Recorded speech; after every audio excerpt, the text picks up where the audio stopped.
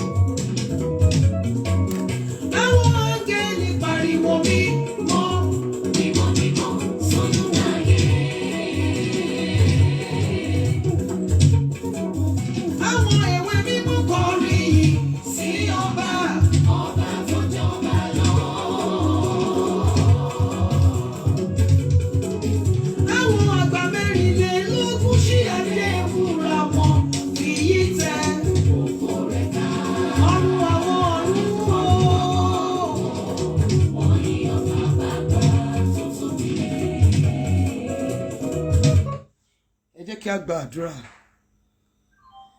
ní orúkọ Jésù.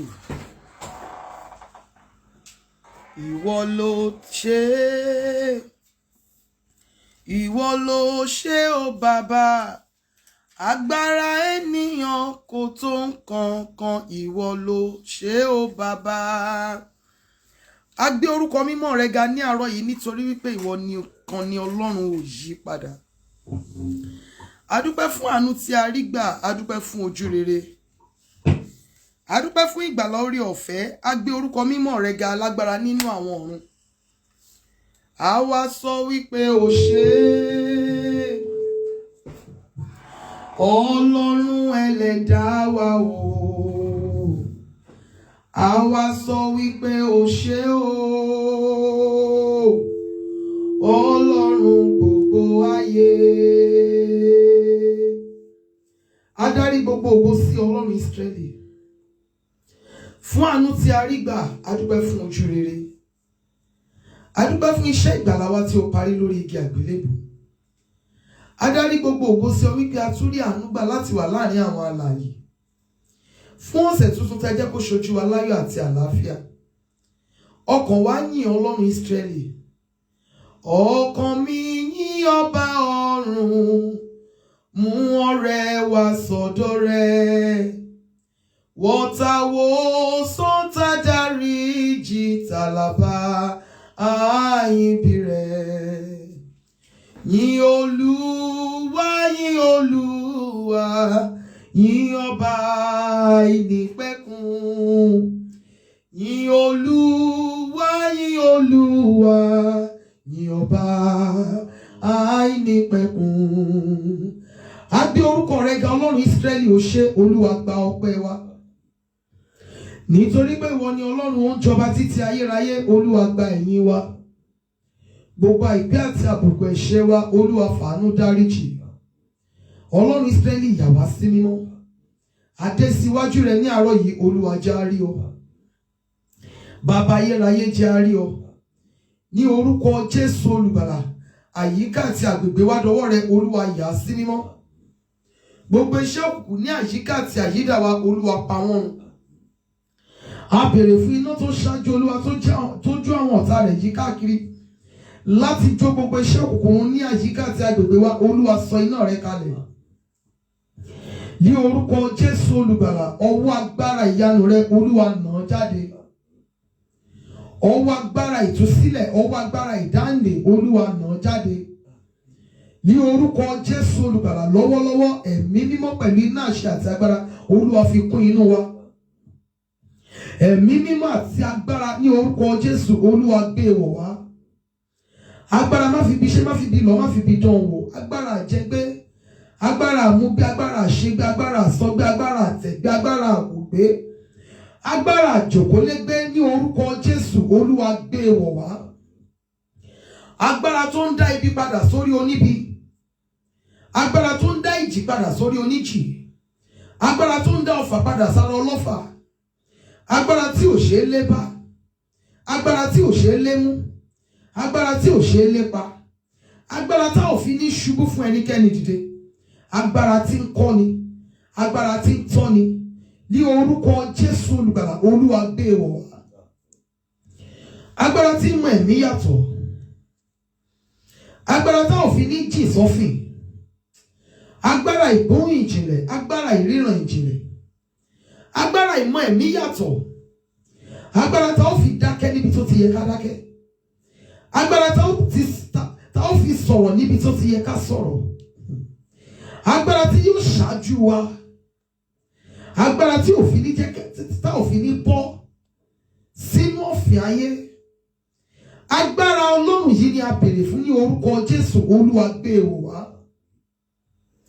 Agbára tá ò fi ní ṣì jẹ, agbára tá ò fi ní ṣì sọ, agbára tá ò fi ní ṣì nọ́mbà mú, agbára tí ń gba ẹ̀tọ́ ẹni fúnni, agbára ìpèníjà ńlá, agbára tí mú ní rí ojú rere àánú àti orí ọ̀fẹ́ gbà. Agbára yìí ni a béèrè fún ní àárọ̀ yìí.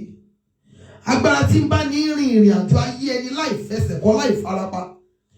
Agbára yìí ni a béèrè fún arúgbó ìgbàanì, ó yá gbé wọ̀ wá. Lọ́wọ́lọ́wọ́ Olúwa kún wa fún agbára. Ọ̀run àánú ó yá máa ṣí fún wa. Jẹ́ kí ọ̀run ṣí. Bàbá mi o, jẹ́ kí ọ̀run ṣí.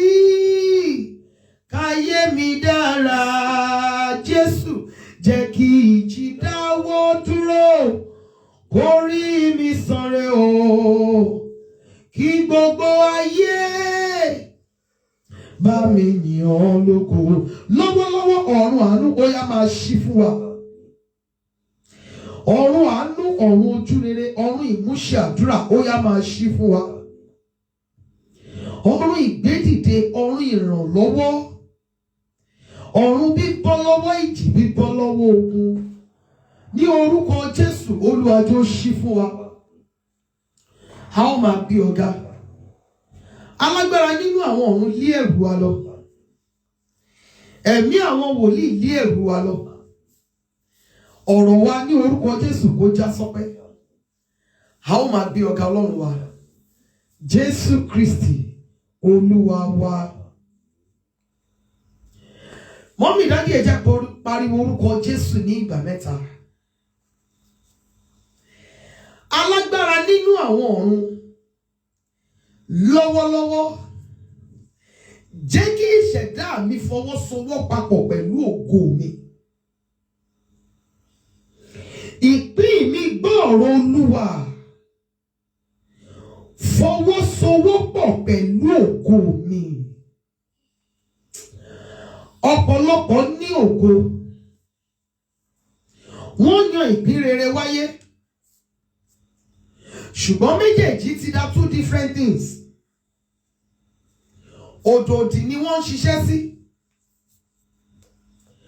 Ọ̀pọ̀lọpọ̀ wà tó jẹ́ wípé ohun tó yẹ kí wọ́n jẹ́ nínú ayé, ojú àlá ojú ìran ni wọ́n ti ń jẹ. Ohun tó yẹ kó ń dà lórí ilẹ̀ erùpẹ̀, ojú àlá ojú ìran ni wọ́n ti ń jẹ. Gbọ́ ọ̀rọ̀ Olúwa, ìwọ ìpín mi àti ìṣẹ̀dá mi, fọwọ́sowọ́pọ̀ pẹ̀lú ògo mi. Ó yá àdúrà ní orúkọ Jésù, ní orúkọ Jésù, ní orúkọ Jésù Kristi ti Násárẹ́tì. Gbọ́ ọ̀rọ̀ Olúwa, ìwọ ìpín àti ìṣẹ̀dá mi, ìwọ ìpín àti ìṣẹ̀dá àwọn ọmọ tí Ọlọ́run fi fún mi àtọkọ, àti gbogbo àwọn prayer way through gbogbo àwọn interpreters lórí program yìí, ní orúkọ Jésù olùgbàlà, ó yẹ fi ọwọ́ sowọ́ papọ̀ pẹ̀lú ògo wa ní orúkọ Jésù. Ó yẹ fi ọwọ́ sowọ́ pọ̀ pẹ̀lú ògo wa ní orúkọ Olúwa Ọlọ́run Ísírẹ́lì. Ó yẹ fi ọwọ́ sowọ́ pọ̀ pẹ̀lú ògo wa ní orúkọ Jésù Kristi ti Násárẹ́tì. Ó yẹ fi ọwọ́ sowọ́ pọ̀ pẹ̀lú ògo wa Jésù Kristi Olúwa wa. Ẹ má gbàgbé bí ọ̀sẹ̀ bíi mélòó kan sẹ́yìn á gba àdúrà wípé kí agbègbè wa kí wọ́n fọwọ́sowọ́pọ̀ pẹ̀lú wa. Púpọ̀ nínú àwa ènìyàn ibi tí a ń gbé kò fi ààyè gbà wá láti rìn jìnnà. Ibi tí a ti ń ṣiṣẹ́ kò fi ààyè gba àwọn olóore láti wá wa kàn. Mo fi ìyọ́nú Ọlọ́run bẹ̀ yín bí ẹ ti ń wọlé ẹjọ́ ẹ máa share program yìí. Mo fi ìyọ́nú Ọlọ́run Ísírẹ́lì bẹ̀ yín bí ẹ ti ń wọlé ẹ máa share program yìí, ẹ máa react. Ọ̀pọ̀lọpọ̀ ló jábí pé agbègbè tí wọ́n gbé ibẹ̀ kan ló ń ba ìbọ̀dé bá wọn. Ẹni tí ẹ lè gbà lálejò during the day ṣé kì í dé yín lálejò lóru?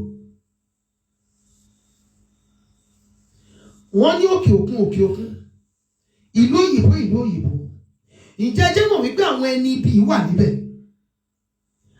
Ṣebí ìyá kan ló de ṣíṣí sínú ẹrù ọmọ ẹ̀ lọ sí òkè òkun nítorí pé kò fẹ́ kó ṣoríire bọ̀ láti bẹ̀.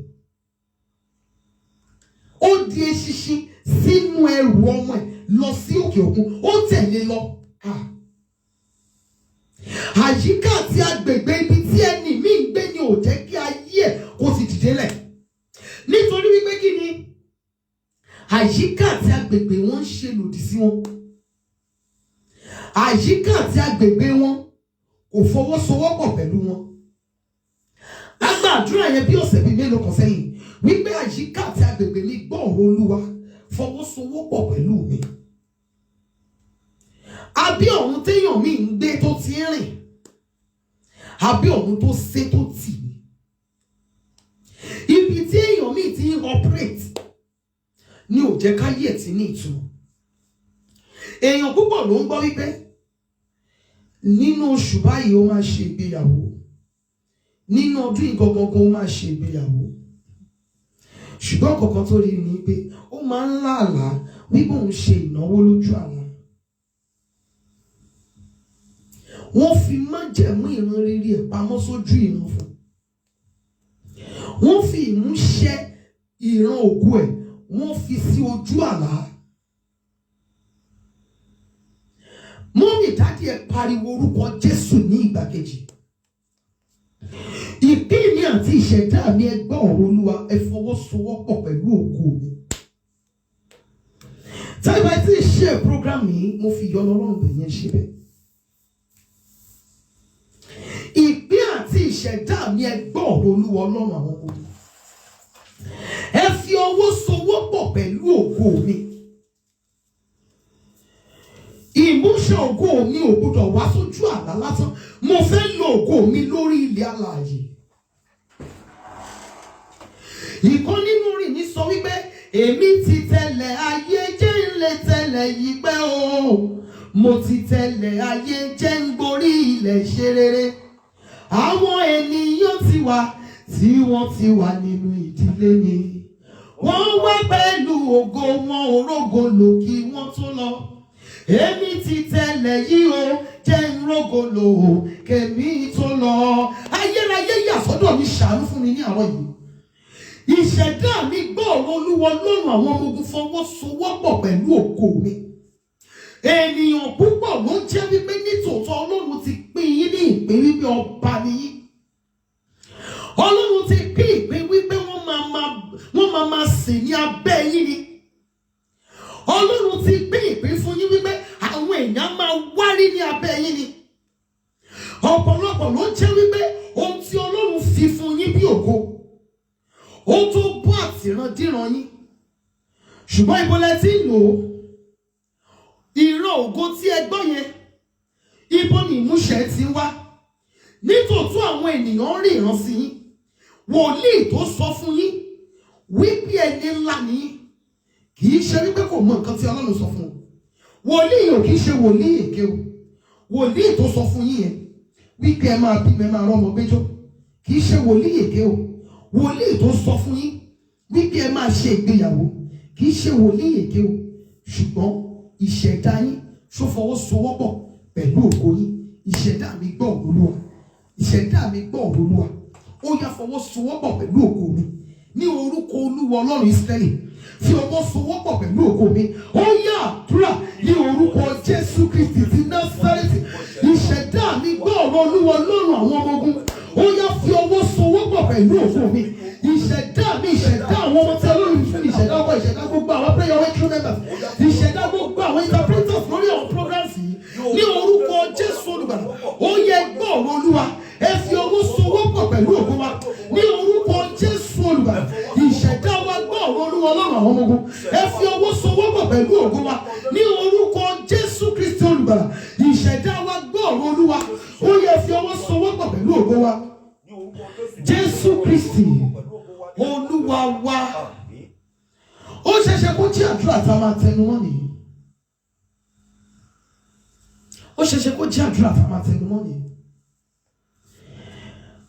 Tọ́píkì àdúrà yàtọ̀ sí ti ìwàásù. Ẹ̀rù mi, ẹ̀rù mi. Kí ni ẹ̀rù yín? Kí ni ẹ̀rù mi? Ẹ má gbàgbé Job 3:25. Ohun gbogbo tí òun bẹ̀rù ló padà dé bá òun nítorí pé kí ni ó bẹ̀rù ẹ̀. Ìdí ẹ̀rù yìí ní Sátánì sápamọ́ sí tí ó fi lè rí Jóòbù mú.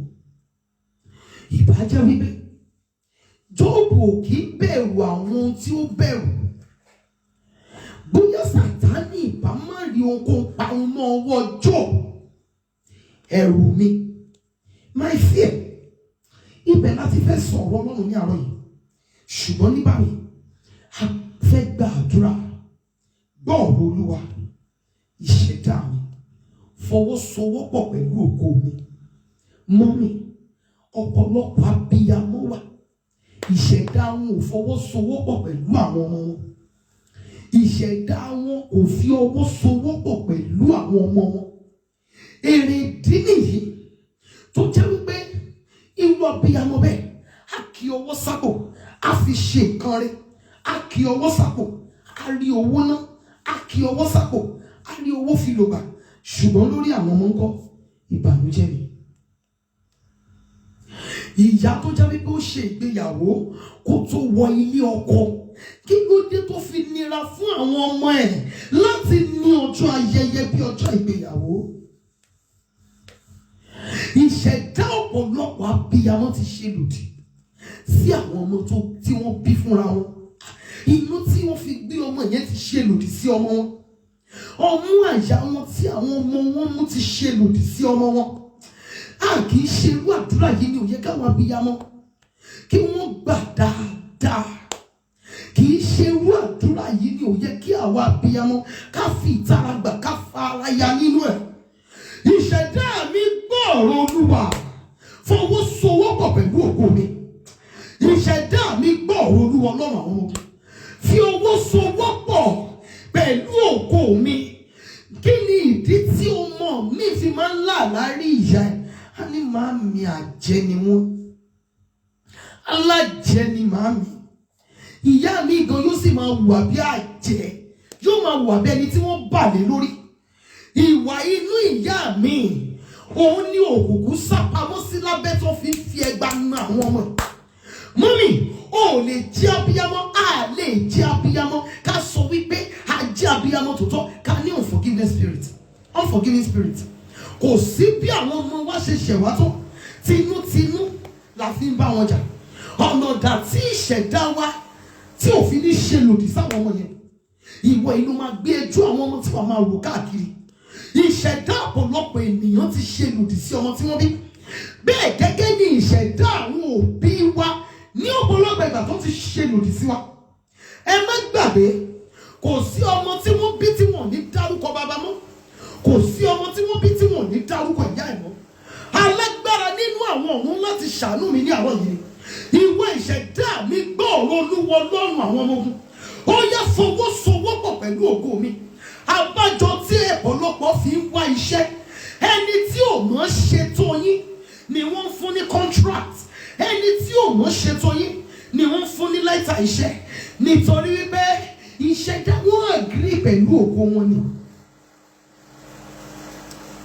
Ìṣẹ̀dá wọn ó agree pẹ̀lú ògo wọn. Mọ́mì dádì, ibo lèmi àtẹ̀yìn ti ń lo ògo wa. Ìran tí a gbọ́ yẹn, ibo ló ti wá sí ìmúṣẹ. Olórin yẹn sọ wípé bàbá dìde mo lè ríṣẹ́, bàbá dìde o wà mo lè ríṣẹ́. Ìlérí tó ṣe fún mi nínú ìwé mímọ́, ìlérí tó ṣe fún mi lójú àlá mi, ìlérí tó ṣe fún mi lẹ́nu ìránṣẹ́ rẹ o. Bàbá dìde o wà mo lè ríṣẹ́. Alágbára nínú àwọn ọ̀run, ìwọ nìkan ló kù mí kù o Olúwa. Ọ̀rẹ́ ayé wọ́n ń já níkulẹ̀ o, wọ́n máa ń dání. Bàbá ayérayé jẹ́ kí ìṣẹ̀dá mi jẹ́ kó fọwọ́sowọ́pọ̀ pẹ̀lú ògo mi.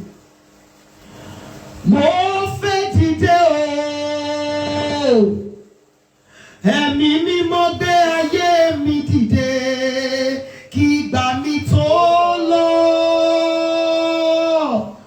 Mo fẹ́ dìde o, ẹ̀mí mímọ́ gbé ayé mi dìde o kí ìgbà mi tó lọ.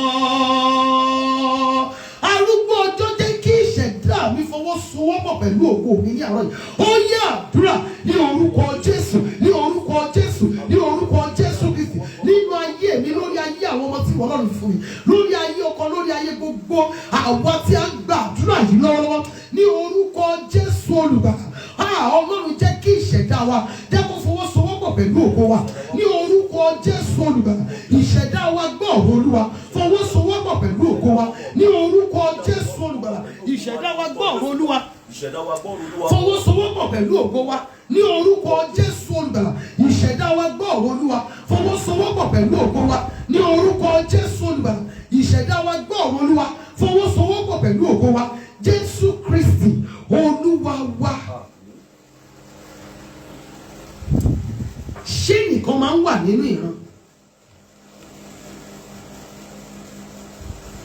Ohun tí mo ti wò yí ẹ̀ dáadáa ni. Èèyàn kan ló máa ń bírèkì. Ṣé nìyí máa ń so gbogbo àwọn ọmọ tí wọ́n bá bí nínú ìran, ó máa ń so wọ́n pọ̀ tí ìran olúkálùkù ló wá yàtọ̀. Ṣé nìran tí àwọn kan ó ní wípé wọn kì í lẹ́mìí gígùn? Ṣé ní tí ìran àwọn kan ó ní òṣì àti àárẹ̀? Tí àwọn kan ní àìkí tètè lọ́jọ́ ayọ̀? Tí àwọn kan ní wípé wọn kì í gòkè, kò sí bí wọ́n ṣe struggle tó wọn yìí débi òkè? Ṣé wọ́n rí ṣéyìn tó so oríṣiríṣi ìran pọ̀? Tí ìdílé tèmi ó yàtọ̀ sí ilé ọkọ tí mo yà sí. Èyí tó so wọ́n pọ̀ ní ilé ọkọ tí mo yà sí ó yàtọ̀ sí ti ilé bàbá mi, ó yàtọ̀ sí ti ilé ìyá mi. Ṣé ti rí ìpele ogun mẹ́ta tí obìnrin ń jà?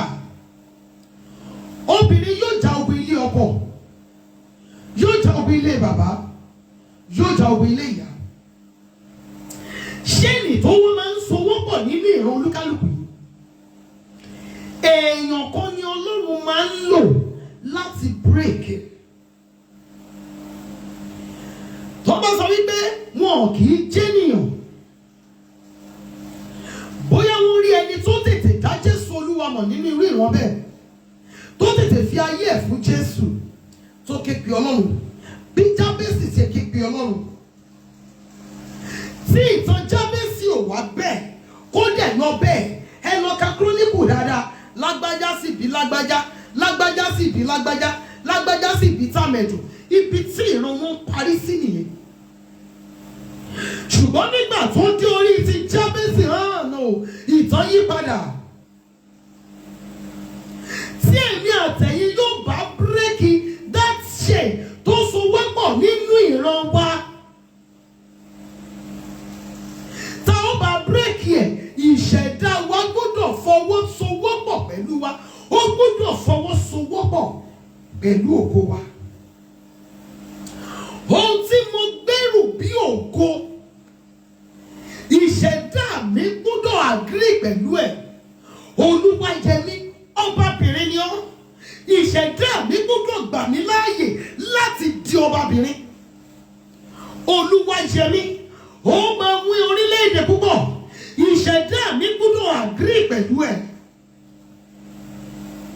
Olúwayẹmí, ó máa jẹun ọmọ. Ìṣẹ̀dá mi gbọ́dọ̀ agree pẹ̀lú ẹ̀, kì í ṣọ̀rọ̀ ẹnu lásán.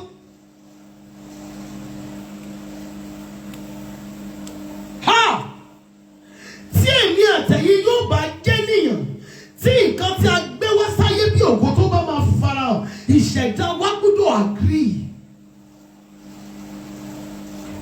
Bàbá ayérayé, mo bẹ̀ ọ́ ní àárọ̀ yìí, jẹ́ kí ìṣẹ̀dá mi fọwọ́sowọ́pọ̀ pẹ̀lú ògo mi. Ìṣẹ̀dá mi gbọ́ ọ̀rọ̀ Olúwa, fi ọwọ́ sowọ́pọ̀ pẹ̀lú ògo mi. Ìṣẹ̀dá àwọn ọmọ mi gbọ́ ọ̀rọ̀ Olúwa, ẹ fi ọwọ́ sowọ́pọ̀ pẹ̀lú ògo wọn. Ó yá àdúrà ní orúkọ Jésù Kristi ti Násárẹ́tì. Ìṣẹ̀dá mi, ìṣẹ̀dá àwọn ọmọ tí Ọlọ́run fi fún mi, ìṣẹ̀dá ọkọ mi ní orúkọ Jésù Olùgbàlà, ẹ gbọ́ ọ̀rọ̀ Olúwa, ó yẹ fi ọwọ́ sowọ́pọ̀ pẹ̀lú ògo wa ní orúkọ Jésù Kristi ti Násárẹ́tì. Olúwa Ọlọ́run Ísírẹ́lì, ní orúkọ rẹ ní agbá àdúrà ní àwọn èèyàn, jẹ́ kí ìṣẹ̀dá wa fọwọ́sowọ́pọ̀ pẹ̀lú ògo wa ní orúkọ Jésù Olùgbàlà. Ìṣẹ̀dá wa fọwọ́sowọ́pọ̀ pẹ̀lú ògo wa, Jésù Kristi Olúwa wa. Ẹ̀rọ tó rí mi yẹn, fi orúkọ mi gbé ìran mi dìde, fi orúkọ mi gbé ìran mi dìde. Ó fi orúkọ Jósẹ́fù gba ìran rẹ̀ là, ó fi orúkọ Ẹ́sítérì gba ìran rẹ̀ lọ́wọ́ ìyà. Orúkọ Jésù tó lágbára, ó gba ayé lọ́wọ́ ogun èṣù.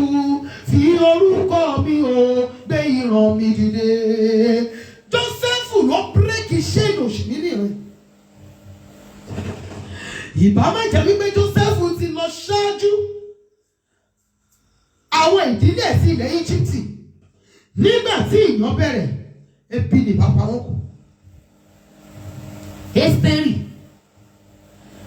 ọmọ ẹrú lásán ò ní Ẹ́sítérì tó dayaba. Yes, ọmọ ẹrú lásán ni.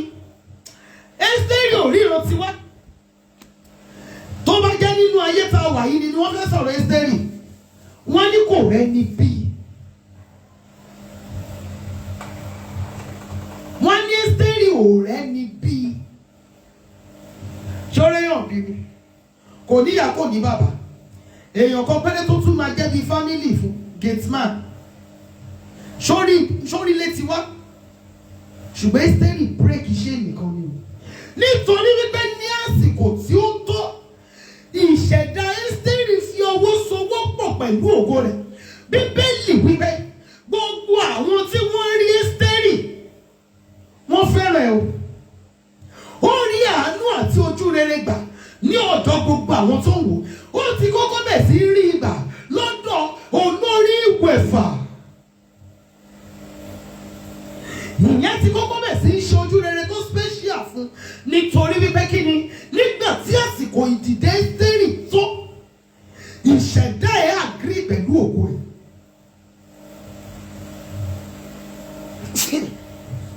Ó dé level kan nínú ìrìn àjò fásitì, ìṣẹ̀dá ẹ̀ ṣe lòdì sí ohun tó gbé kárí tó pè ní ògo. Mọ́mì jáde, mo fẹ́ kí ìyẹ̀wò ṣí ní àárọ̀ yìí. Tó bá lé níyàn yín kan tẹ́ fẹ́ràn tìlítìlú, bínú, ẹ jẹ́ ká jọ gbàdúrà ní àárọ̀, ẹ share program yìí fún. Nígbà tí àsìkò ìdìde tí ó tó fún Ẹ́sítérì, ìṣẹ̀dá ẹ̀ kò tako ògo ẹ̀. Mọ́mì dájú ẹ̀já pariwo orúkọ Jésù. Ìṣẹ̀dá mi gbọ́ ọ̀rọ̀ Olúwa, fọwọ́sowọ́pọ̀ pẹ̀lú ògo mi. Kí n lè break chain tí alágbára ìrànwọ́ ò ní break. Kí n lè tayọ, kí n lè mú ìran ògo ṣẹ, kí n lè kọjá ibi tí àwọn alágbára ìrànwọ́ kì í lè kọjá. Jẹ́ kí ìṣẹ̀dá mi ó fọwọ́sowọ́pọ̀ pẹ̀lú ògo mi ní àárọ̀ yìí. Ó yẹ àdúrà ní orúkọ Jésù, ní orúkọ Jésù, ní orúkọ Jésù Kristi ti Násárẹ́tì. Ìwọ ìṣẹ̀dá mi gbọ́ ọ̀rọ̀ Olúwa Ọlọ́run àwọn ọmọ ogun.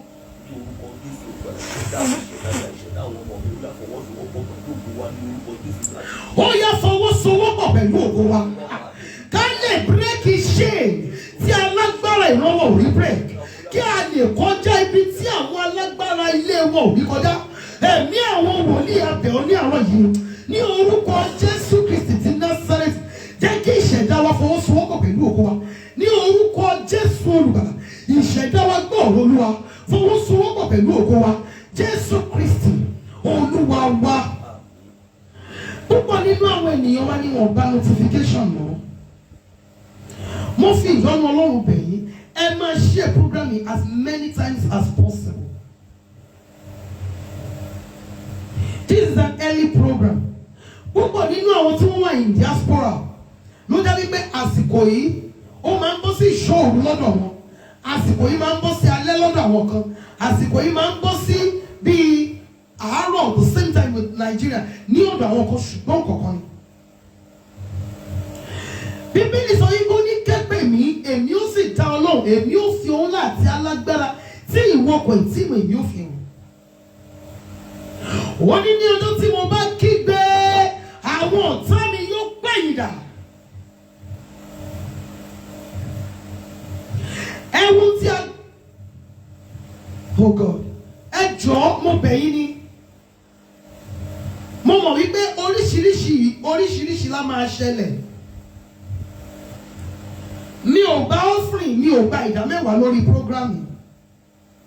So kò ṣeé ṣe kí n lọ máa san owó fún àwọn ènìyàn kan pé kó má bàa disturb program yìí. Nínú ìfẹ́ Ọlọ́run, nínú agbára rẹ̀, ó mọ bí ó ti bó ṣe máa deal pẹ̀lú wọn.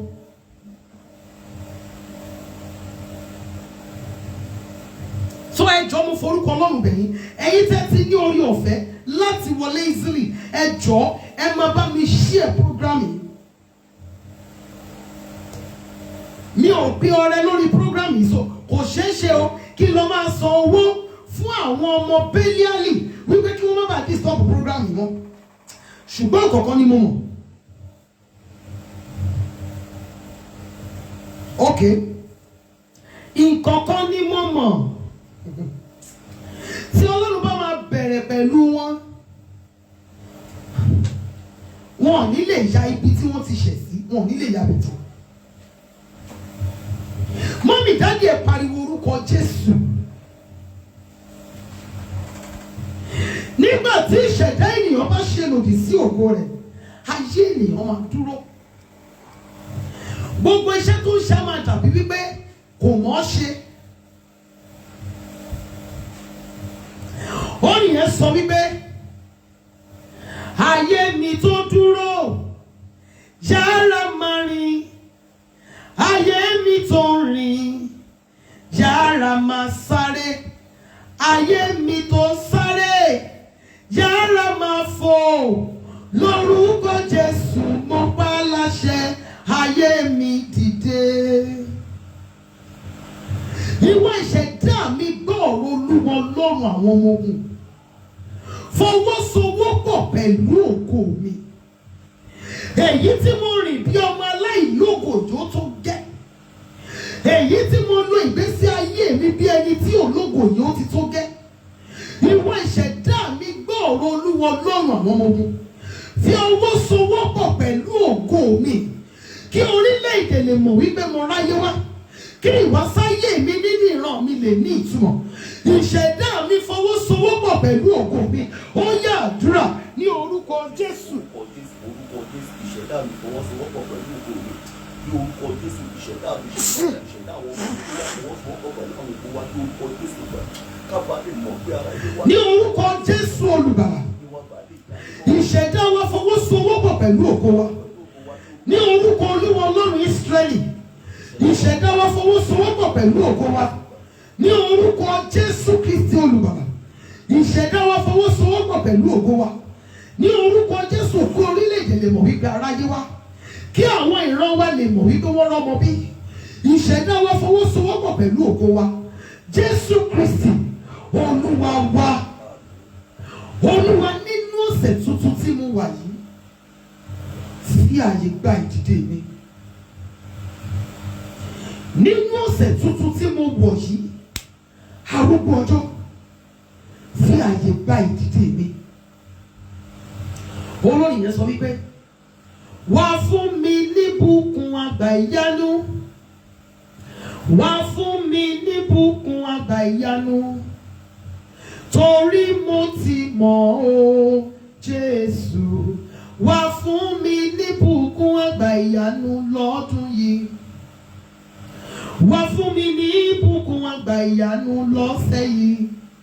Arúgbó ìgbàanì, nínú ọ̀sẹ̀ tuntun tí mo wà yìí, Olúwa fi àyè gba ìdí ńlá nínú ayé mi, fi àyè gba iṣẹ́ ìyanu rẹ nínú ayé mi, fi àyè gba ìdìde mi, fi àyè gba ọjọ́ ayọ̀ mi nínú ọ̀sẹ̀ tuntun tí mo wọ̀ yìí. Ọlọ́run Ísírẹ́lì, fi àyè gba ìdìde mi. Ó yá àdúrà ní orúkọ Jésù, ní orúkọ Jésù, ní orúkọ Jésù Kristi ti Násárẹ́tì. Ọlọ́run tó pọ̀ ní ipá àti agbára, Olúwa fi àyè gba ìdìde wa ní orúkọ Jésù olùgbàlà. Olúwa fi àyè gba ìdìde wa. Arúgbó ló fi àyè gba ìdìde wa. Olúwa fi àyè gba ìdìde wa. Olúwa fi àyè gba ìdìde wa ní orúkọ Jésù olùgbàlà. Olúwa fi àyè gba ìdìde wa nínú ọ̀sẹ̀ tuntun tí a wọ̀ yìí. Ẹ̀mí àwọn wòlíì fi àyè gba ìdìde wa. Jésù Kristi Olúwa wa. Fóònù ọkọ mi ni wọ́n fi stream wọ inú altar of prayer. So láti ọ̀dọ̀ ọkọ mi náà ti stream wọ altar of prayer. Èmi ní mi ò ní orí ọ̀fẹ́ láti wọ ibẹ̀ mọ́, ṣùgbọ́n ọkọ mi ní orí ọ̀fẹ́ láti wọ inú altar of prayer. So àwọn ni wọ́n stream wọ ibẹ̀ lọ́wọ́lọ́wọ́. Ẹja sọ fún Ọlọ́run, bàbá ayérayé, fàmílì ọwọ́ olóore tó máa mú mi gbàgbé ìṣòro, fàmílì ọwọ́ olóore tó máa mú mi gbàgbé ìṣòro mi. Mo wá sínú ayé pẹ̀lú ògo, jẹ́ ìrógò mi lò kí n má ṣe wáyé wá wòran ògo lásán. Fàmílì ọwọ́ olóore tó máa mú mi gbàgbé ìṣòro mi. Mo nílò ẹnìkan, olùrànlọ́wọ́, olùrànlọ́wọ́ àyànmọ́. A nílò ẹnìkan, olùrànlọ́wọ́, láti lè mú àlá rere wá ṣẹ. A nílò ẹni tí yóò fà wá sókè, tá ń pè lólùrànlọ́wọ́ àyànmọ́. Ayé mi nílò ẹni tí ìran mi yé. Mọ́mí dádì ní ọ̀pọ̀lọpọ̀ ìgbà a láti béèrè fún nǹkan tí ayé wa nílò. Ṣe rí ogun yẹn, ẹ jẹ́ fi sílẹ̀ fún ẹni tó lè gba ogun wa jà. Ní ọ̀pọ̀lọpọ̀ ìgbà ohun tí ayé wa nílò ó ju ọ̀rọ̀ ogun lọ. Ṣe rí ní ogun yẹn, ẹ jẹ́ fi sílẹ̀ fún ẹni tó lè gba ogun wa jà. Ẹ̀mí àwọn wòlíì nínú ọ̀sẹ̀ yìí, fàmílì ọwọ́ olórí aláàánú tí ìran ayé mi yé tí máa tara ìjẹ́nìyàn. Fàmílì ọwọ́ olórí aláàánú, olùrànlọ́wọ́ tí ìran mi yé tí yóò fi ohun gbogbo tó ní ohun gbogbo tí ó jẹ́, tí ó fi gbé ayé mi dìde. Nígbà tí ògo wa tó bá fi ọwọ́ fọwọ́sowọ́ papọ̀ pẹ̀lú ìṣẹ̀dá wa. Àwọn ènìyàn tí wọ́n ti ń wò wá bí ẹni tí ò nílò ìrànlọ́wọ́ tẹ́lẹ̀, wọ́n á yọ̀ǹda iye ọwọ́ wọn fún wa. Àwọn ènìyàn tí wọ́n ti ń wò wá bí ẹni tí ò láyé wá, wọ́n celebrate wa. Mummy, Daddy, nǹkan kan wà nínú ayé yín tí orílẹ̀-èdè dúró de. Orílẹ̀-èdè dúró de èmi àtẹ̀yìn. Orílẹ̀-èdè dúró de èmi àtẹ̀yìn. Èrèdí nìyí tí ìran ògo wa fi gbúdọ̀ ṣẹ. Orílẹ̀-èdè dúró de èmi àtẹ̀yìn. Rísì gan-an nìyẹn tí èmi àtẹ̀yìn gbúdọ̀ fi jẹ́ nìyàn. Bàbá ayérayé ṣàánú fún mi. Nínú ọ̀sẹ̀ yìí fà mí ní ọwọ́ olórí aláàánú olùrànlọ́wọ́ tí ìran ayé mi yé tí yóò fi ohun gbogbo tó ní ohun gbogbo tó jẹ́ tí yóò fi gbé ayé mi dìde. Mọ́mì, business tẹ́ ń ṣe yẹn nílò ẹnìkan, ó nílò olóore kan tí ìran ayé mi yé. Ibi tí ẹ ti ń ṣiṣẹ́ yẹn ẹ nílò agbẹnusọ, ẹni tó máa ṣàgbẹnusọ fún yín ní ibi gíga. Àtẹ̀yìn tí ayé wa bá láàkì olóore, ó máa yọ lẹ́ẹ̀bì kan. Nígbà tó jẹ́ wípé iṣẹ́ tẹ́ ń ṣe, ẹ nílò ẹni tó máa fi millions bá yín ṣeré. Tó jẹ́ pé gbogbo àwọn customers tẹ́ ní, àwọn tó máa wá rà láwìn lẹ́yìn oṣù 6 tí wọ́n ṣẹ̀ máa sọ part payment. Ṣé ti rí pé kò lè balance? Mọ́mì tó bá jẹ́ oníṣẹ́ ọwọ́ nìyí, àwọn kan wà tí Ọlọ́run ti ṣètò fún yín. Iṣẹ́ caterer yẹn ni mo fẹ́. Iṣẹ́ ni mo fẹ́ o, lady yẹn ń ṣe oúnjẹ. Ṣé wọ́n mọ̀ nǹkan tó fọ́ níjù? Ó lè torí Instagram ló ti róúnjẹ yín. Ó lè bá test oúnjẹ yín rí. Á lóun ni mo fẹ́ sẹ̀. A ní really mi ò tiẹ̀ mọ bí wọ́n tó wà ṣùgbọ́n nǹkan ni mo fẹ́. Mo mọ bí mo ṣe máa rí. Tí ayé mi àtẹ̀yìn bá bọ́ sí ọwọ́ ẹni tí ìran wáyé, wọ́n máa ṣe wá lóore bí ẹni tó ti ń pa. Olóore aláàánú yìí wọ́n máa ṣe ni lóore, wọ́n máa ràn ni lọ́wọ́ bí ẹni tí èdè mú èdè àdúrà ló mú wọn. Bàbá ayérayé, ní ọ̀sẹ̀ yìí jẹ́ kí ayé mi bọ́ sọ́wọ́ olóore aláàánú lọ́wọ́ tí ìran ayé mi yé. Ẹgbọ́n ọ̀rọ̀ Olúwa Ọlọ́run àwọn ọmọ ní ẹnu mi. Mo sọ tẹ́lẹ̀ sínú ayé yín bí Olúwa ti ń bẹ tí ẹ̀mí rẹ̀ bẹ láàyè síbẹ̀. Nínú ọ̀sẹ̀ yìí, ẹni tí ìran ayé yín yé tó máa fi ohun gbogbo tó ní ohun gbogbo tó jẹ́ gbé ayé yín dìde ní orúkọ Jésù. Bí ẹ ti ń ṣe àmì ní ìgbà méje níbi tí ẹ wà nínú ọ̀sẹ̀ yìí, ó yẹ lọ bọ́ sí i lọ́wọ́. Àmín, àmín, àmín, àmín, àmín, àmín ní orúkọ Jésù. Bàbá ayérayé, mo bẹ̀ ọ́ nínú ọ̀sẹ̀ yìí, fà mí ní ọwọ́ olóore aláàánú olùrànlọ́wọ́ tí ìran ayé mi yé tó máa fi ohun gbogbo tó ní ohun gbogbo tó jẹ́ tó máa fi gbé ayé mi dìde. Lọ fà mí ní ọwọ́ ẹni tó máa ṣàgbẹnusọ fún mi o. Lọ fà mí ní ọwọ́ ẹni tó máa gba ìjà mi jà. Lọ fà mí ní ọwọ́ ẹni tó máa gba ogun mi jà. Madam, kí lẹ fẹ́ gan? Ta lẹ́ni yẹn tó ń bá yín du property ọkọ yín? Ó dẹ̀ má wọ̀rì. Ẹ̀yin ẹ má wọ̀rì. Ẹ fi ìyókù sílẹ̀ fún mi. Òun ló máa mọ bó ṣe máa dìde ogun sí i. Gbogbo nǹkan tó wà ní ọwọ́ ẹ̀ yẹn kì í ṣe tiẹ̀. Lọ yọ̀ǹda ẹ̀ fún ẹni tó lọ bá ń dùn. Ìwọ kọ́ ló ní. Wọ́n máa discuss ọ̀rọ̀ yín níbì kan. Mo fẹ́ gbé iṣẹ́ fún Chef Kenny. Èèyàn kan wá sọ wípé òun náà léèyàn. Èèyàn kan tiẹ̀ dìde ní. A ní ṣòwò orúkọ tí wọ́n dá yẹn ni. A ní wọ́n ní twin caterer. Èèyàn tí mo fẹ́ nìyẹn. Twin caterer yẹn gangan ni mo fẹ́. A wá máa bèrè ṣé ẹ mọ̀ rí ni? Mi ò mọ̀ rí. Ṣé ẹ jẹun ẹ̀rí ni? Mi ò jẹ́ rí. Ṣùgbọ́n kọ̀ọ̀kan sọ fún mi ní inú mi wípé ó mọ jẹ́ sí. Kò ní ṣe pẹ̀lú oyè ẹni tí ẹ mọ̀. Kò ní ṣe pẹ̀lú ibi tí ẹ mọ̀yàn dé. Ohun tí mo ń sọ fún yín ní àárọ̀ yìí ni wípé tí Ọlọ́run bá máa gbé ayé mi àtẹ̀yìn dìde, yóò connect wa pẹ̀lú ẹnìkan ni o. Òkè ọ̀la ò ṣe é dágùn, a nílò àwọn ládà. Bàbá ayérayé, fà mí ní ọwọ́ ẹni tí ìran ògo mi yè, tí máa tara ẹ̀ dìde nínú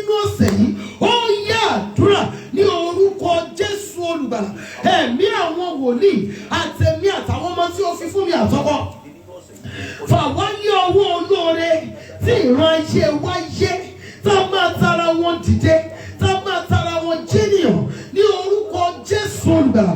Fà wá ní ọwọ́ wọn, ẹ̀mí àwọn wòlíì, fà wá ní ọwọ́ wọn, Jésù Kristi Olúwa wa. Ènìyàn bíi ládà tèmi dà, Olúwa connect wa papọ̀.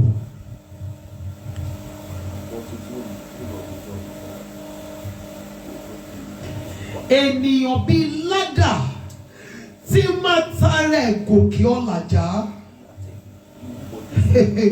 Ènìyàn bíi àtẹ̀gùn. Ènìyàn bíi lift tí yóò jẹ́ kí òkè ọ̀là rọ̀ mí lọ́rùn láti gùn. Nínú ọ̀sẹ̀ yìí ẹ̀mí àwọn wòlíì connect wa papọ̀. Kì í jáde láàrin ènìyàn lásán, kémi náà wálé wá jọba. Ẹ rántí ohun tí a ṣiṣẹ́ lé lórí Friday. For how long lèmi àtẹ̀yìn yóò máa dá nìkan gbé ẹrù ayé wa? Yóò ti pẹ́ tó tá ó fi máa rìn bí ẹni tí ò lé níyàn bẹ́ni tí ò lé nìkan. Bàbá ayérayé ènìyàn bí àtẹ̀gùn tèmi dà. Ènìyàn bí lífti tèmi dà tí máa tara ìgòkè ọ̀làjà. Nínú ọ̀sẹ̀ yìí arúgbó ọjọ́ kọ̀nẹ́tì wa papọ̀. Ó yá àdúrà ní orúkọ Jésù, ní orúkọ Jésù, ní orúkọ Jésù Kristi ti Násárẹ́tì. Ọlọ́run tó pọ̀ ní ipá àti agbára. Ènìyàn bí ládà tiwa dà. Ènìyàn bí ládà tiwa dà. Ènìyàn bí lífti tiwa tí a máa tara wọn gún òkè ọ̀là ní orúkọ Jésù nínú ọ̀sẹ̀ yìí.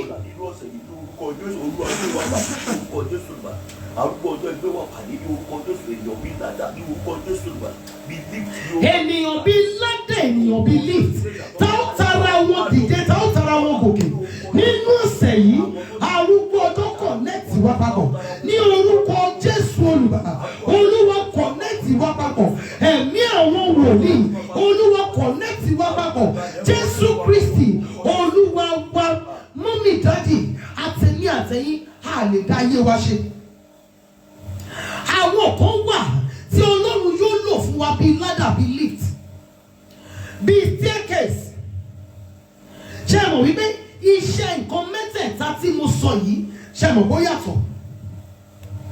Ládà àtẹ̀gùn wọ́n máa gbé ti ilé, ènìyàn fúnra ẹ̀ ni yóò máa gùn. Ènìyàn fúnra ẹ̀ ni yóò máa gùn ládà yìí títí tí ó fi débi tó lọ. Ó túmọ̀ sí wípé irú àwọn olóore bíi ládà, ìwà èmi àtẹ̀yìn, iṣẹ́ ọwọ́ èmi àtẹ̀yìn ni yóò gba ìrànlọ́wọ́ jáde fún wa láti ọwọ́ wọn. Ènìyàn bíi staircase fúnra wa la máa gùn, ó ti wà ń bẹ̀. A máa gùn staircase mi, a máa rọni lọ́rùn láti gùn. Ìmí a máa kani láyà, ìmí ìdẹ̀rẹ̀ a máa gùn, ìmí kì í gùn púpọ̀ kí a tó débi tá ń lọ. Àwọn olóore bíi staircase yìí rèé, wàá ṣiṣẹ́ gan o. Wọ́n lè bá igba contract yẹn máa fún ẹ lóhun tó fẹ́. Iṣẹ́ yẹn máa fún ẹ ní connections tó nílò, ṣùgbọ́n wàá ṣiṣẹ́ takuntakun. Contract tó máa fún irú ẹni bẹ́ẹ̀ ó lè gba much of your time. Iṣẹ́ tó máa bá wá ó lè jẹ́ iṣẹ́ tó jẹ́ wípé ó máa ń gba àkókò, ṣùgbọ́n kankan ni. Iṣẹ́ yẹn máa fún ọ lóhun tó fẹ́, wàá ṣiṣẹ́ o ṣùgbọ́n wà débi tó ń lọ. Àwọn olóore bíi lift. Ní kété tí ẹ bá pàdé, ṣé ẹ mọ̀ wípé tẹ́ bá ti lè wọ inú ẹ̀, ẹ tẹ ibi tí ẹ fẹ́ kó gbé yín lọ. No stress, no problem, no sweat, ní ìrọ̀rùn. Láàárín ìṣẹ́jú àáyá, láàárín some minutes, ẹ ti débi tẹ́ ń lọ. Ẹ wá gbọ́. Olórí ìpele mẹ́ta yìí lèmi àtẹ̀yìn nílò. Tí èmi àtẹ̀yìn tá a wá sọ wípé a fẹ́ jump olóore bíi ladder, olóore bíi staircase, ó máa yọ́lẹ̀ fún wa o.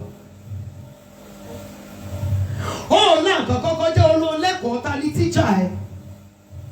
Àwọn olóore bíi lift yìí ní gẹ́rẹ́ tí ẹ̀yin méjèèjì bá pàdé, gbogbo wa bọ́ sí ìrọ̀rùn.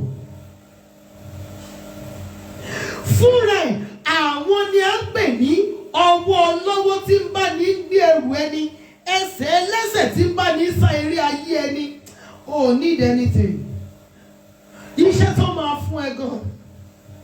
You begin to ask yourself, torí ọlọ́pìn ìdẹ́ṣogun sí wọn o, àdúrà ló ń gbà. Olóore tí èmi àtẹ̀yìn nílò nínú ọ̀sẹ̀ yìí, bí Olúwa ti ń bẹ tí ẹ̀mí rẹ̀ ń bẹ láàyè síbẹ̀, a ó bọ̀ sí wọn lọ́wọ́. Ìwọ olóore bíi ladder, olóore bíi staircase, olóore bíi lift níbo lẹ́wà. Àánú Olódùmarè ó yá connect wá papọ̀ nínú ọ̀sẹ̀ yìí. Àánú Olódùmarè ó yá so wá papọ̀. Mo fẹ́ dìde, mo fẹ́ jẹ́nìyàn, mo fẹ́ gbàgbé ìrírí àtijọ́. Àánú Olúwa ó yá connect wá papọ̀. Ó yá àdúrà ní orúkọ Jésù, ní orúkọ Jésù, ní orúkọ Jésù Kristi ti Násárẹ́tì.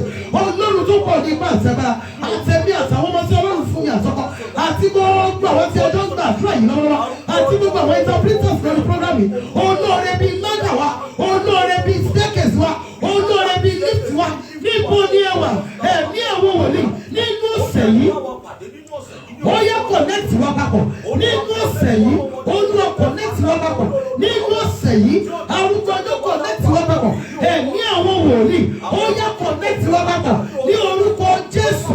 Olúwa connect wá papọ̀ ní orúkọ Jésù. Olúwa connect wá papọ̀. Ẹ̀mí àwọn wòlíì ó yá connect wá papọ̀. Olóore bíi ladder, olóore bíi staircase, olóore bíi lift. Táwọn tara wọn jẹ́rìyàn, táwọn tara wọn gbàgbé ìrírí àtijọ́. Ẹ̀mí àwọn wòlíì ó yá connect wá papọ̀. Ó yá connect wá papọ̀. Nínú ọ̀sẹ̀ yìí connect wá papọ̀. Nínú ọ̀sẹ̀ yìí connect wá papọ̀. Jésù Kristi Olúwa wa. Ìṣẹ̀dá mi gbọ́ ọ̀rọ̀ Olúwa. O ò gbúdọ̀ takò mí níwájú olóore.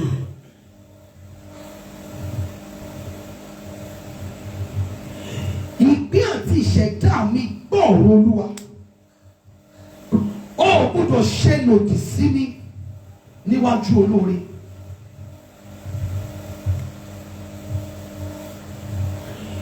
Ìwọ ìṣẹ̀dá mi gbọ́ ọ̀rọ̀ Olúwa Ọlọ́run àwọn ọmọ ogun. O ò gbúdọ̀ ṣe lòdì sí mi níwájú aláàánú. O ò gbúdọ̀ ṣe lòdì sí mi níwájú olóore mi.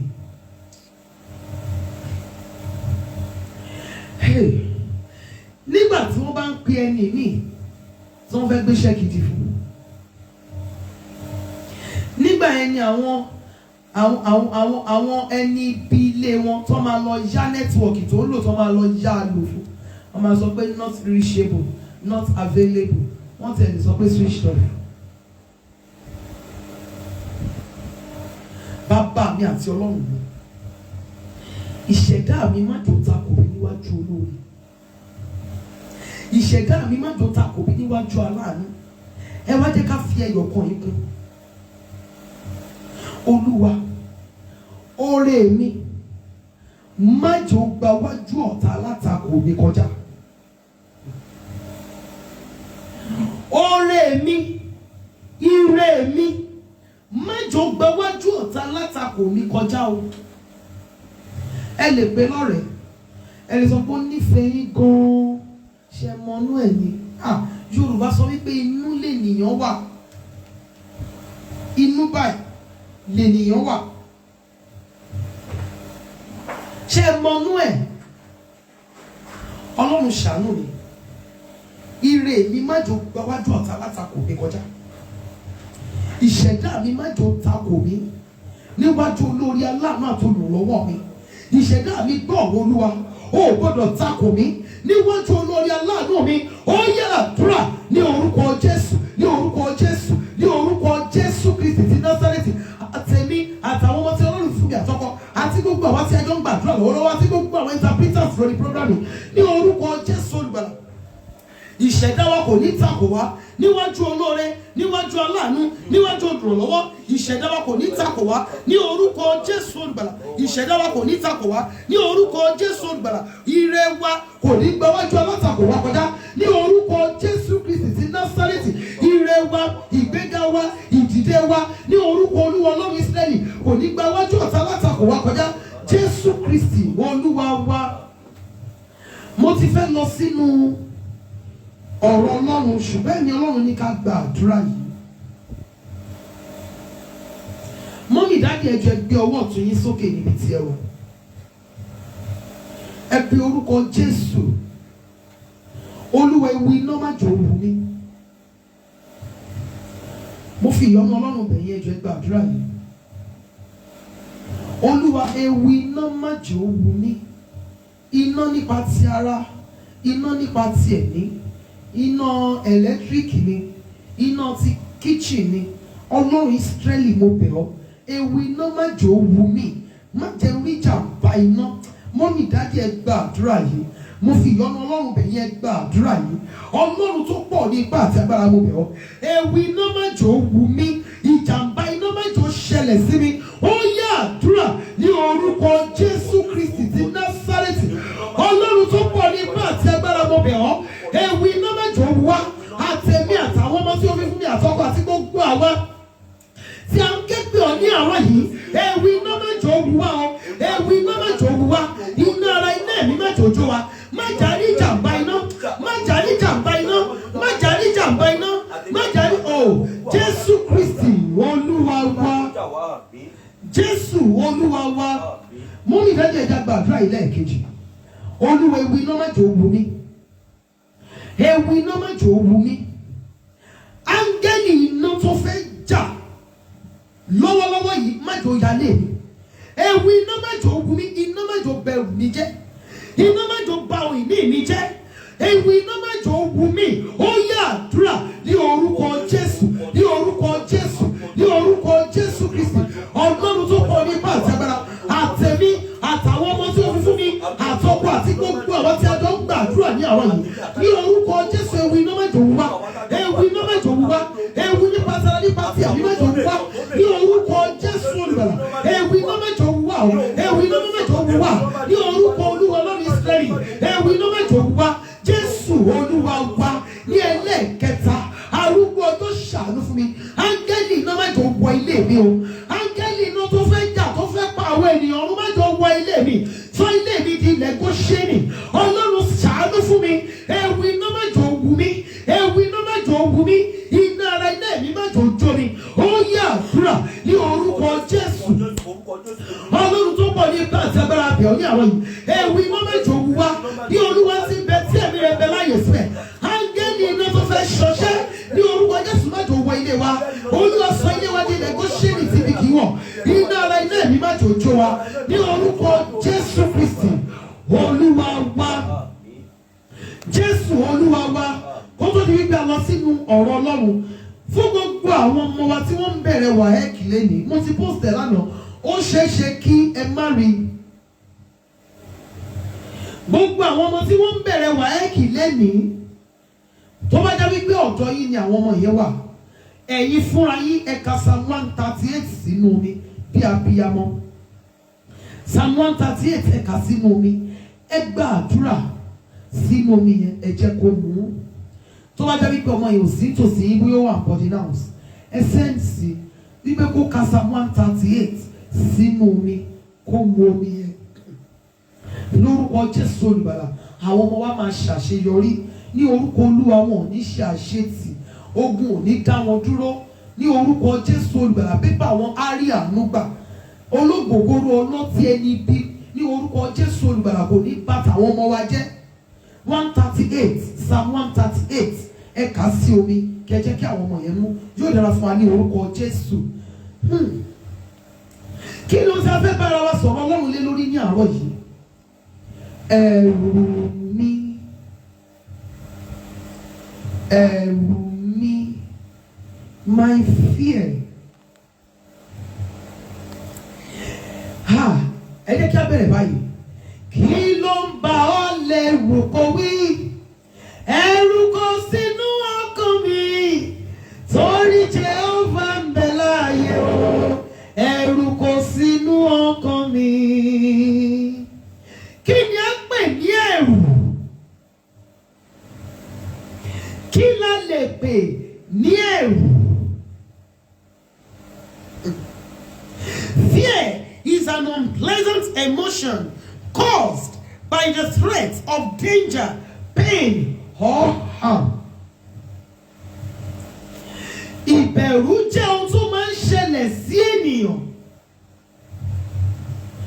láti pàṣẹ ìrora kan, ìbẹ̀rù ohun kan.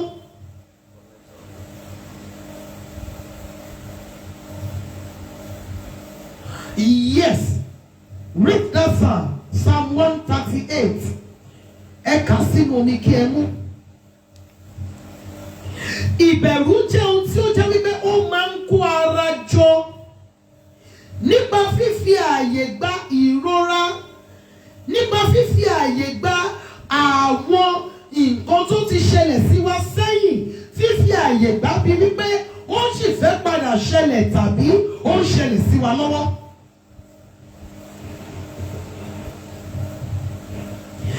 Ìbẹ̀rù, ẹ̀rù mi. Mọ́mì, dádì, kí ló tí ó fa ìbẹ̀rù sí ọkàn èmi àtẹ̀yìn? Ìbẹ̀rù, ẹ̀rù ò kì í jẹ́ kí ènìyàn ní àlàáfíà.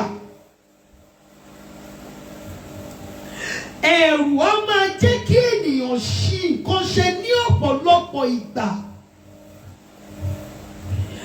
Ẹ̀rù á máa dá ìrìn àjò ayé ènìyàn dúró sí ojú kan pẹ́pẹ́pẹ́. Ẹ̀rù á máa mú kí ènìyàn sọ ohun tí ò yẹ kó sọnù kó sọnù. Ẹ̀rù á máa mú ni sun ẹkún láì mọ nǹkan tó ń pani lẹ́kún. Ẹ̀rù á máa mú ni pàdánù ẹwà ara ẹni. Ìbẹ̀rù máa ń jẹ́ kéèyàn lose beauty. Ìbẹ̀rù á máa fi ààyè gba oríṣiríṣi ìpele àìsàn láti wọlé sí ni lára. Ẹ̀rù mi.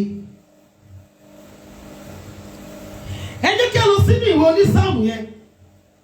Psalm 34, verse 4 and 5. Psalm 34.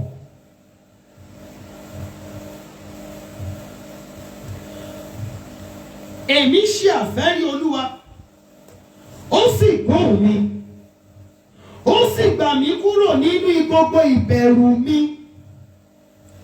Wọ́n wò ó, ìmọ́lẹ̀ sì mọ́ wọn, ojú kò sì tì wọ́n. Praise the Lord.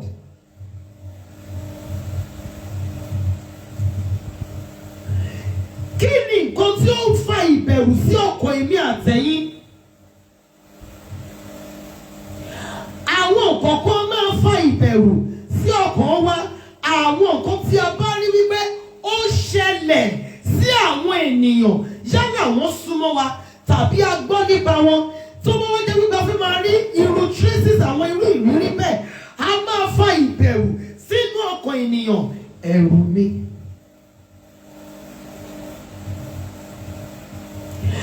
Ẹ̀rù á máa jẹ́ kí ènìyàn kó má lè gbé ìgbésí akin. Ìbẹ̀rù àjò ayé ènìyàn dúró sí ojú kan. Ìbẹ̀rù ò kì í jẹ́ kí ènìyàn lè gbìyànjú ohun tuntun wò. Ìbẹ̀rù ò kì í jẹ́ kí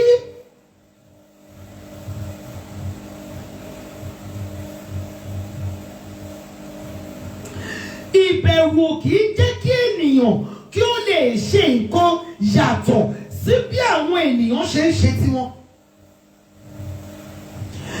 Ìbẹ̀rù tó bá wà ní ọkọ̀ obìnrin wọ ilé ọkọ, ó lè mú kó wà ní ilé ọkọ yẹn kó rí ọkọ àti àwọn ẹbí ọkọ bí àwọn ọ̀tá tí ò gbọdọ̀ bá ṣe. Ìbẹ̀rù tó bá wà ní ọkọ̀ obìnrin wọ ilé ọkọ, a máa jẹ́ kí obìnrin yẹn rí gbogbo àwọn ẹbí ọkọ bí àwọn ọ̀tá tí wọn ò ní jẹ́ kí ọkàn ẹ̀ ó balẹ̀ ní ilé ọkọ. Tí ọmọ ilé ìwé bá ní ẹ̀rù ní ara, ó ṣeé ṣe kó má ṣe àṣeyọrí nínú ẹ̀kọ́. Ẹ̀rù mi. Ìbẹ̀rù lè dè ènìyàn lọ́nà kó má jẹ́ kó tètè bímọ.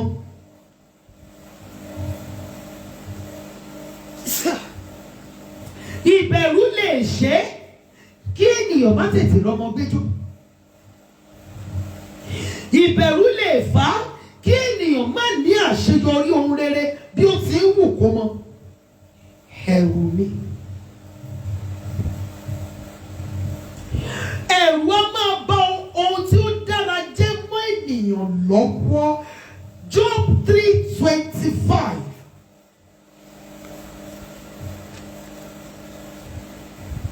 Job 3:25.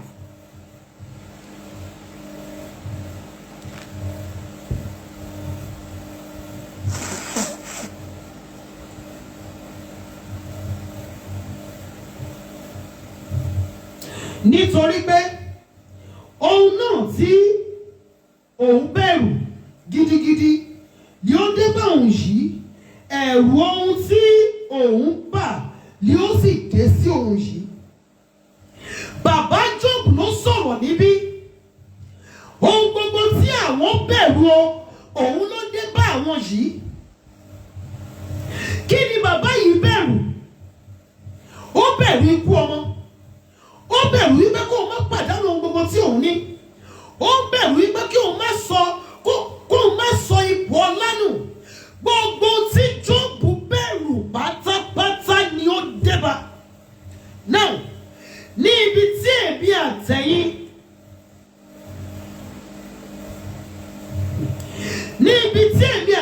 bá ìrìn àjò ayé wa dé yìí, ní ibi tí a bá dé yìí, ohun tí a ń là kọjá bí ìdojúkọ yìí, ṣé kìí ṣe ohun tí a bẹ̀rù sẹ́yìn?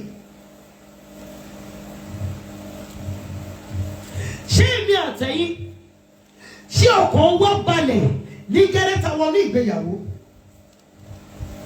Ohun tí a ń dojúkọ lórí àwọn ọmọ wa yìí, ṣé kìí ṣe ẹ̀rù wa?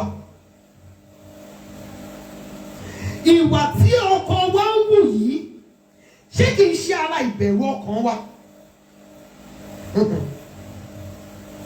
Má gbàgbé, ohun tí o bá rò ní ọkàn tó bá di part of you, tó yẹ wípé o máa ń rò ní gbogbo ìgbà, nǹkan yẹn tẹ́nìyàn ò bá ṣọ́ra, ohun tó máa dà nìyẹn. Tó o bá ń fi gbogbo ìgbà rò ó, mo máa jẹ́nìyàn láyé, mo máa jẹ́nìyàn láyé, mo máa jẹ́nìyàn láyé. Bí ayé fẹ́, bí ayé kọ̀, bí ó ti wù kí wọ́n sá eré yẹn tó, wàá jẹ́nìyàn.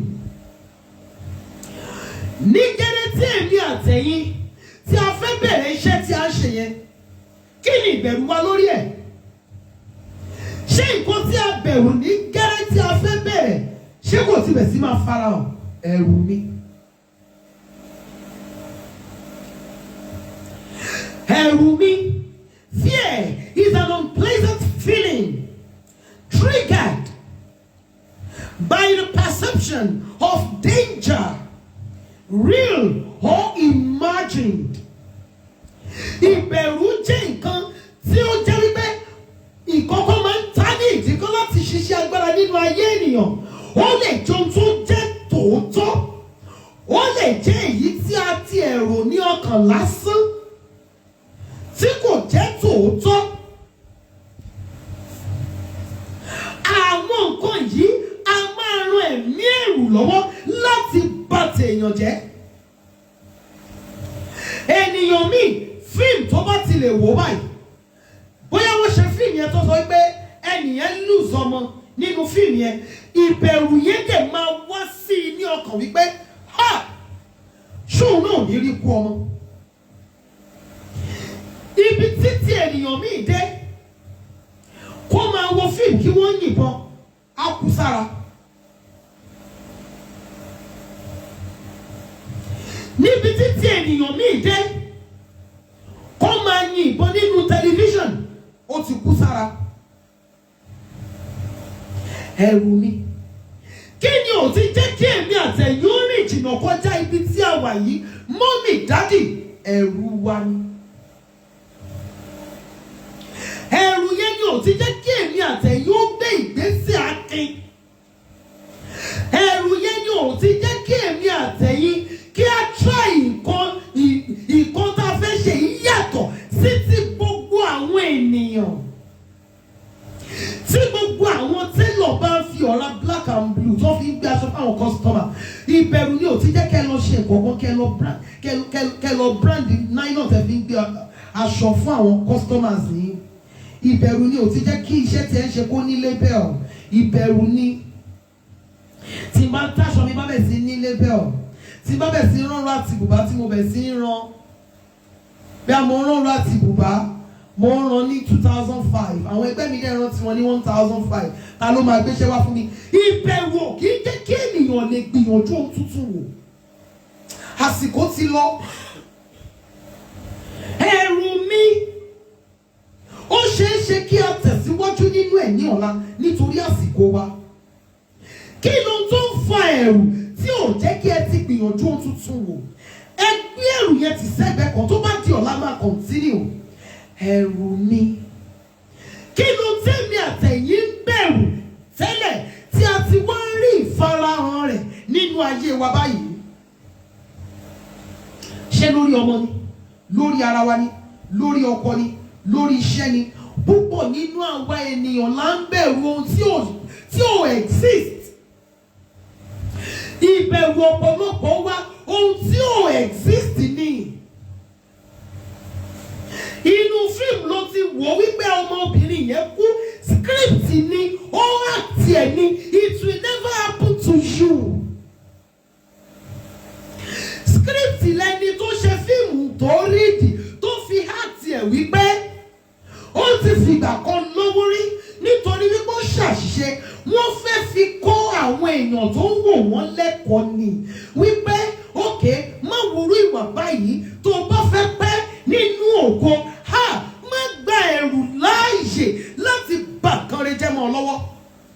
Ẹ̀rù mi, tó bá di ọ̀la a máa continue nípa orí ọ̀fẹ́ Ọlọ́run. Ẹ̀rù kì í jẹ́ kí ènìyàn lè mú ìran ògo ṣẹ. Ẹ̀rù mi, tó bá di ọ̀la a máa continue. Ọlọ́run kò kù sí ọ̀rọ̀ rẹ̀, ẹ já sáré sọ fún Ọlọ́run, Olúwa lé ẹ̀rù mi lọ. Ẹ̀mí àwọn wòlíì, lé ẹ̀rù mi lọ. Arúgbó ọjọ́, lé ẹ̀rù mi lọ. Ẹ̀rù tí ò jẹ́ kí n ti dìde, ẹ̀rù tí ò jẹ́ kí n ti jẹ́nìyàn, ẹ̀rù tó ń fẹ́ sọ ara ẹ̀ di òótọ́ mọ́ mi lọ́wọ́ yìí. Arúgbó ọjọ́, lé ẹ̀rù yìí lọ. Ọ̀pọ̀lọpọ̀ ń bẹ̀rù nígbà tó máa tọ́pọ̀ ẹ bá tẹ̀ ṣe wà ní boyfriend girlfriend náà. Sí, ẹ̀rù ń bà mí, ṣé ò ní fi mí lẹ̀ báyìí? Something is telling me people máa fi mí lẹ̀. Nothing is telling you, it is the spirit of fear. Ẹ̀rù yẹn ni, nothing o, kò sí kankan o. And if you are not careful, ohun tó ń rò yẹn kò má bàa dà á. You are scared.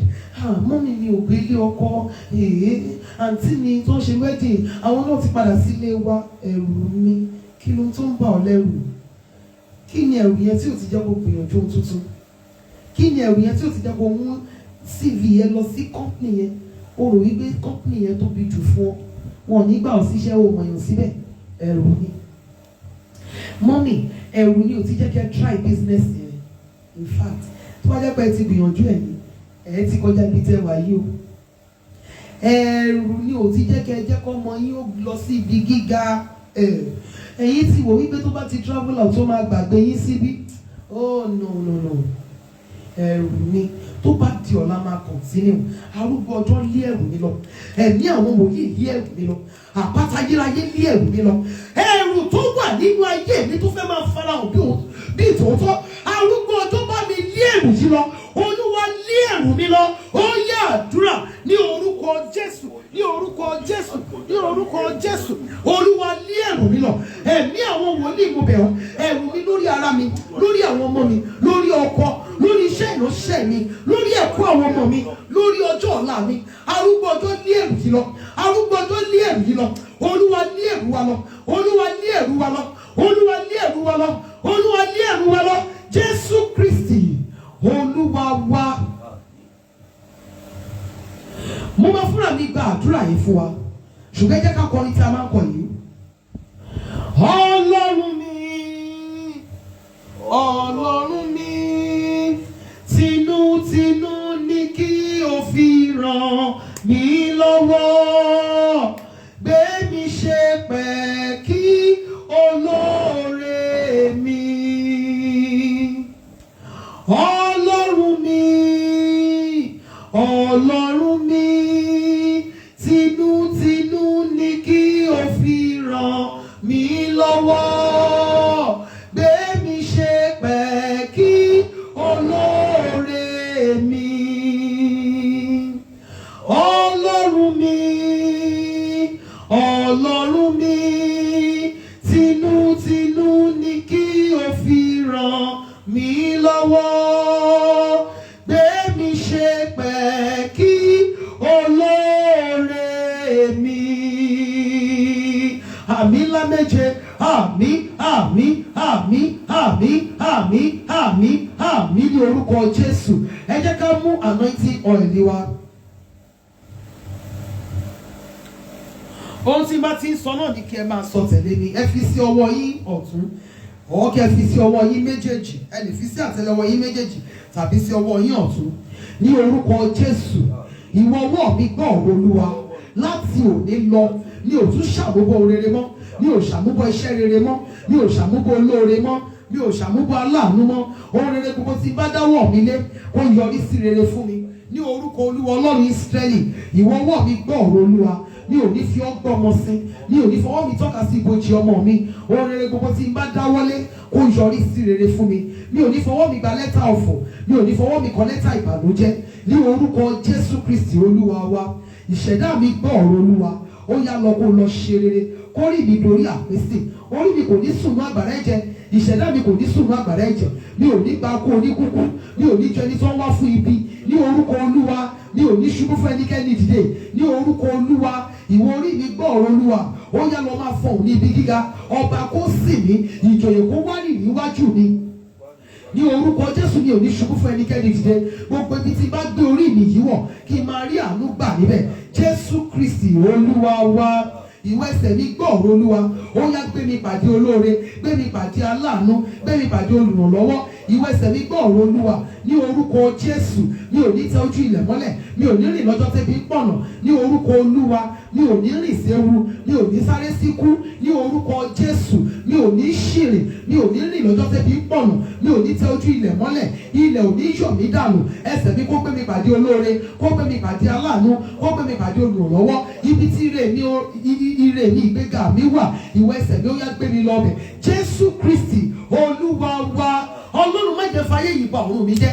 Jẹ́ kí n rí àánú ìkẹyìn bà.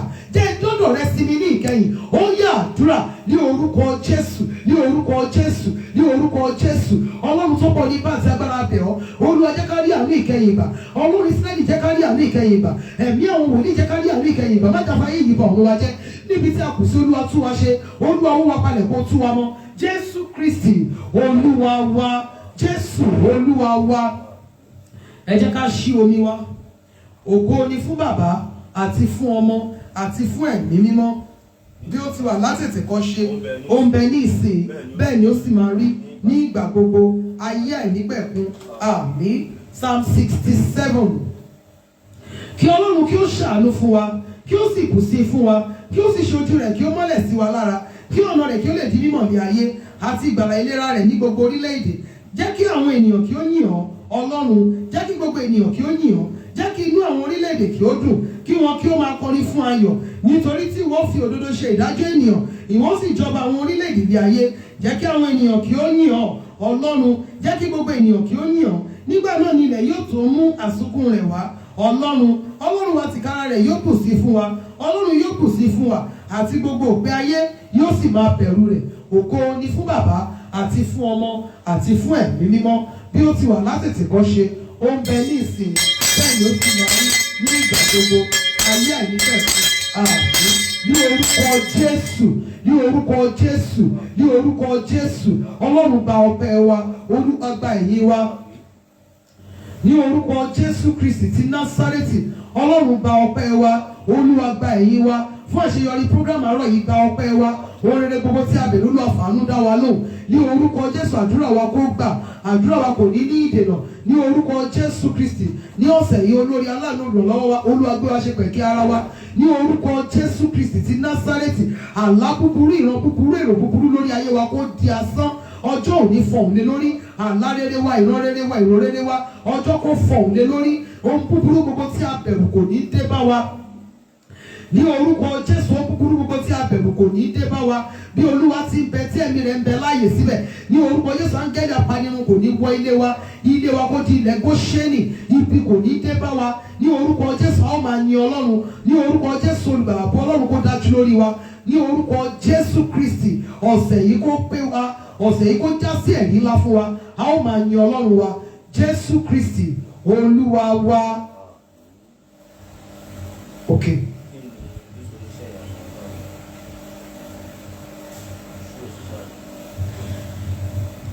Mo kí gbogbo ẹ̀yin mọ́mì mi, ẹ̀yin dáàdì mi ní orúkọ Olúwa wípé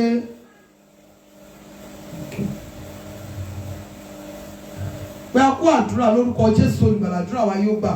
Mo gba àdúrà fún yín mọ́mì mi Kíkẹ́ lọ́mọ Bello, bí Olúwa ti ń bẹ tẹ́mi rẹ̀ ń bẹ láàyè síbẹ̀. Ìrìn àjò ọdún tuntun tẹ́ ẹ bẹ̀rẹ̀ lónìí, arúgbó ọjọ́ kó bá yín rìn. Ní orúkọ Jésù Kristi ti Násárẹ́tì, ẹ̀ ní farapa. Ohun rere tí ọkàn yín fẹ́, Ọlọ́run kó fi ṣe birthday yín fún yín.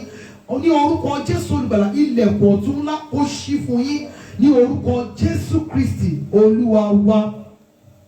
Ẹ má gbàgbé program tá a máa bẹ̀rẹ̀ lénìí.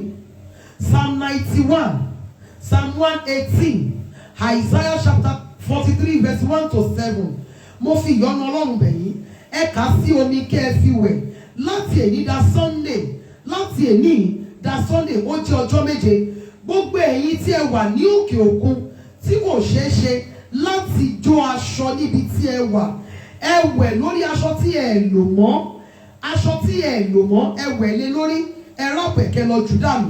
Ṣùgbọ́n fún gbogbo àwa tá a wà níbi tó jẹ́ pé a ti lè do anything anytime, aṣọ tí a lò mọ́ ní ọjọ́ Sunday tá a bá ti wẹ̀ ìwẹ̀ yẹn, ẹ jẹ́ kí a mú aṣọ yẹn kí a lọ jó.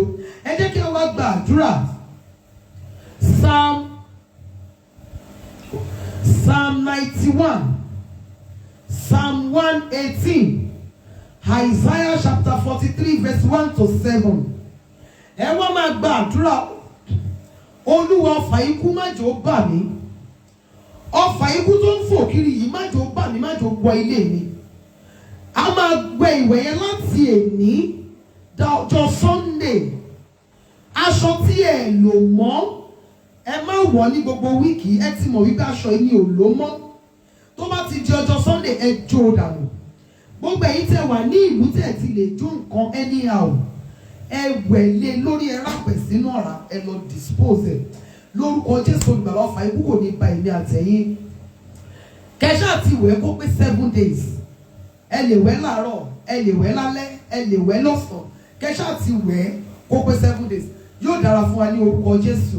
Then September 21, 22, 23, Jésù oníṣẹ́ ìyanu.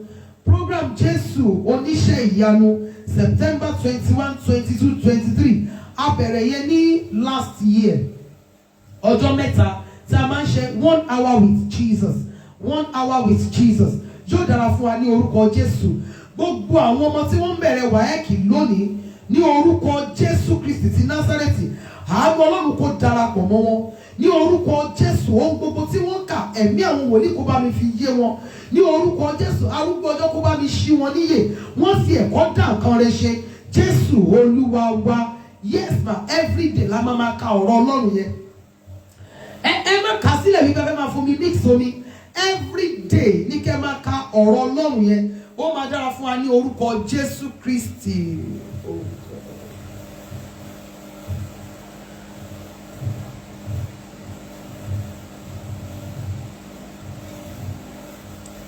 a ti fẹ́ ṣe oore ọ̀fẹ́. Okay.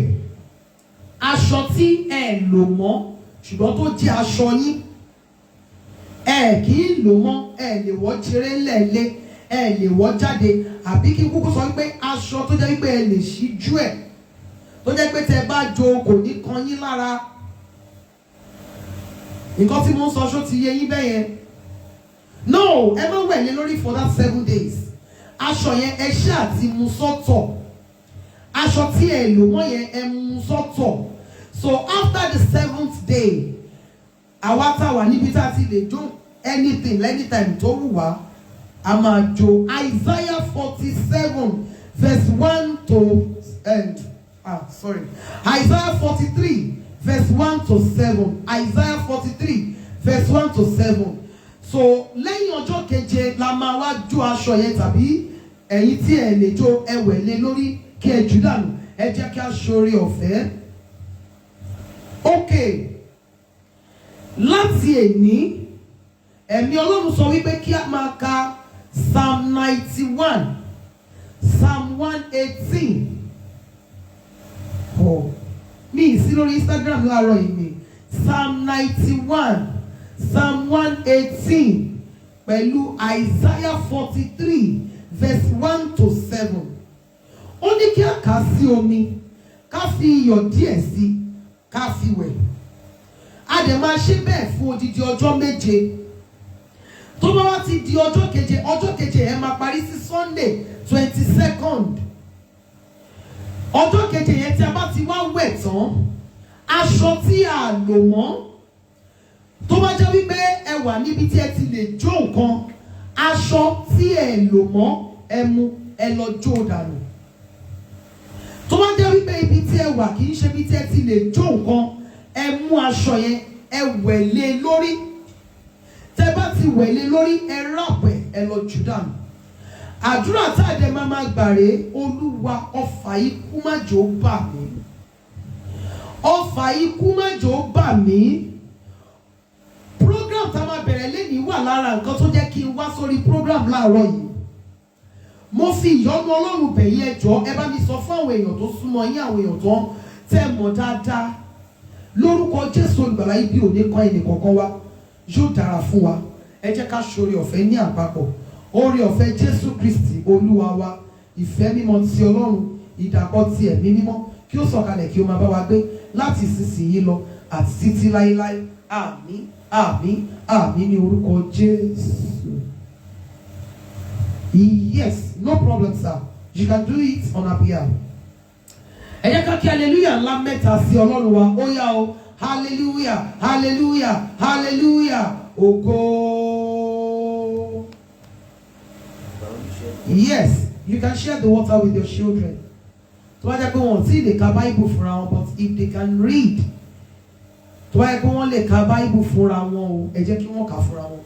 It is well with us in the mighty name of Jesus.